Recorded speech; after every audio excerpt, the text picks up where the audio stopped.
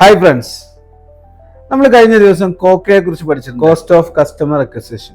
ഇന്ന് നമ്മൾ അതുപോലെ തന്നെ ഇമ്പോർട്ടൻ്റ് ആയിട്ടുള്ള മറ്റൊരു വാല്യൂ ആണ് പഠിക്കാൻ പോകുന്നത്. അതിന്റെ പേരാണ് ആവറേജ് ഓർഡർ വാല്യൂ. നമ്മൾ മാർക്കറ്റിംഗ് ചെയ്ത് ലീഡ് ജനറേറ്റ് ചെയ്ത് നമ്മൾ കൺവേർട്ട് ചെയ്ത് നമ്മളിലേക്ക് എത്തിച്ച ഒരു കസ്റ്റമർ നമ്മുടെ അടുത്തുനിന്ന് എത്ര രൂപയുടെ പ്രോഡക്റ്റ് അല്ലെങ്കിൽ സർവീസ് എടുക്കണം എന്നുള്ളത് നമ്മൾ നിശ്ചയിക്കുന്ന ഒരു വാല്യൂ ആണ് ആവറേജ് ഓർഡറിംഗ് വാല്യൂ. എല്ലാ കസ്റ്റമറും ആ ലെവലിൽ തന്നെ എടുത്തോളണമെന്നില്ല. പക്ഷെ നമുക്ക് ഒരു ടാർഗറ്റ് ഉണ്ട്. ഒരു കസ്റ്റമർ നമ്മളെ കടയിൽ കയറി കഴിഞ്ഞാൽ, അല്ലെങ്കിൽ നമ്മുടെ ഓൺലൈൻ സ്റ്റോറിൽ കയറി കഴിഞ്ഞാൽ, അല്ലെങ്കിൽ നമ്മുടെ സർവീസ് സെന്ററിൽ വന്നു കഴിഞ്ഞാൽ ഇത്ര രൂപയുടെ സാധനം ചെയ്യണം എന്നുള്ളത് നമുക്കൊരു ടാസ്ക് ഉണ്ട്. അങ്ങനെ ഓരോ കസ്റ്റമറിനെയും ആ ലെവൽ മീറ്റ് ചെയ്താൽ മാത്രമേ നമ്മളുടെ ഈ ഒരു മാർക്കറ്റിംഗ് ക്യാമ്പയിൻ അല്ലെങ്കിൽ ടോട്ടലി ഉള്ള നമ്മുടെ കോക്ക ഇത്ര കസ്റ്റമറിൽ നിന്ന് നമുക്ക് തിരിച്ചെടുക്കാൻ പറ്റും. നമുക്കൊരു സസ്റ്റൈനബിൾ ബിസിനസ് എപ്പോഴും വേണം എന്നാണ് നമ്മൾ പറയാറുള്ളത്. എപ്പോഴെങ്കിലും കുറെ ആൾക്കാർ വന്ന് നല്ല കച്ചവടം ഉണ്ടായി പിന്നെ ബിസിനസ് ഒന്നുമില്ല, ആ ഒരു സ്റ്റാറ്റസിൽ നിന്ന് മാറി എപ്പോഴും ഒരു ആവറേജ് ലെവലിൽ ബിസിനസ് ഉണ്ടാവുകയും അതിന് മുകളിലേക്ക് വരുന്ന സീസണൽ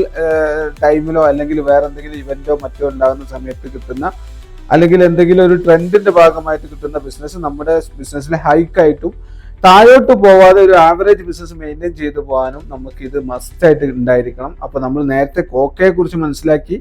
ഇപ്പൊ നമ്മൾ പഠിച്ചുകൊണ്ടിരിക്കുന്നത് ആവറേജ് ഓർഡറിംഗ് വാല്യൂ ആണ്. നമ്മുടെ ഒരു സ്ഥാപനത്തിലേക്ക് ഒരു കസ്റ്റമർ വന്നാൽ അവർ എത്ര രൂപയുടെ പ്രോഡക്റ്റ് വാങ്ങിയിരിക്കണം.